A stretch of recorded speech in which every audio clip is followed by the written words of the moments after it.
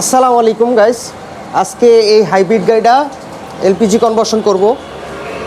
আপনারা অনেকেই জানেন না যে হাইব্রিড গাড়ি এলপিজি কনভার্সন করা যায়। এই গাড়িটা আসছে মানে জাপান থেকে রিকন্ডিশন কেনা হয়েছে, 1 মাস হয়েছে আসছে।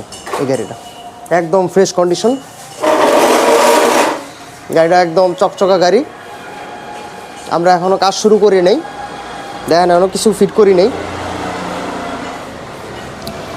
আর আস্তে আস্তে আমরা এলপিজি কনভার্সন যেই করতেছি এটা কিন্তু আস্তে আস্তে আপগ্রেড করতেছি।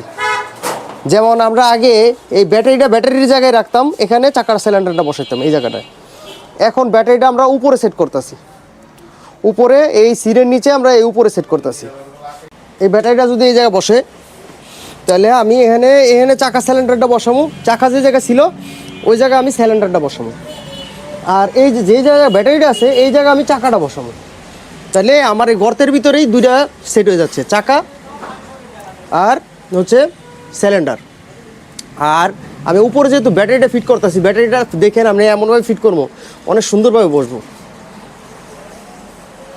আপডেট করতেছি আস্তে আস্তে করে, চেষ্টা করতেছি আপডেট করার জন্য। গাড়িও যেহেতু যুগের সাথে আপডেট হচ্ছে, আপনারা অনেকেই জানেন না হাইব্রিড গাড়ি এলপিজি কনভার্সন করা যায়, কিন্তু আমি অনেক করছি, অনেক হিউজ গাড়ি করা হয়েছে, হিউজ হাইব্রিড গাড়ি। এবং পারফরমেন্স এমন ভালো আসছে ইনশাল্লাহ, যেগুলো করছি দ্বিতীয়বার কোনো কাজ করা লাগে না এই পর্যন্ত।